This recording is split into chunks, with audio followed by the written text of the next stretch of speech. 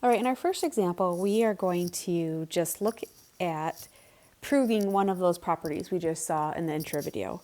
You know, it's real easy to say, here are the properties, so go use them, but let's just make sure that they actually make sense and how they work. So we're just going to look at one of the properties and make sense of it.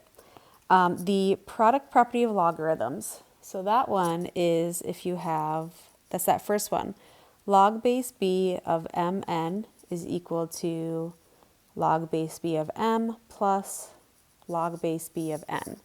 That's the one we're just going to prove. All right, for this proof, and it's not going to be a formal proof like you guys had in geometry, we're just going to walk through it and see how we can get from point A to our property right there.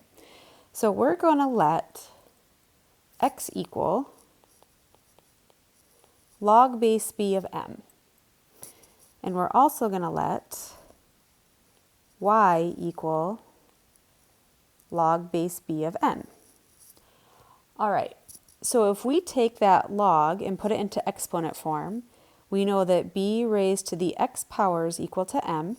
And if we do the same thing with this log, b raised to the y power is equal to n. So all we've done so far is we've gone from log form to exponent form. Okay, now we're going to just play around with this a little bit. Let's multiply b of x, or sorry, b to the x power times b to the y power.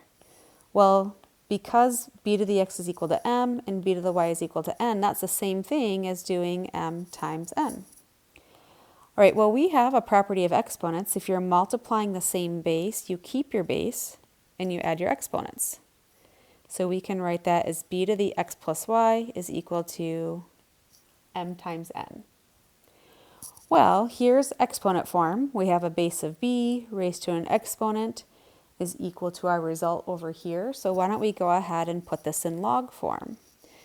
So log form is going to look like log base b of mn is equal to our exponent x plus y.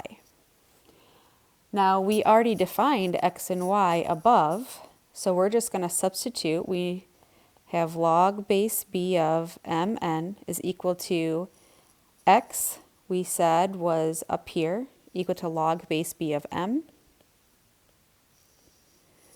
plus y, which we defined y up here as log base b of n, and there's our property right there. Log base b of m times n is equal to log base b of m plus log base b of n.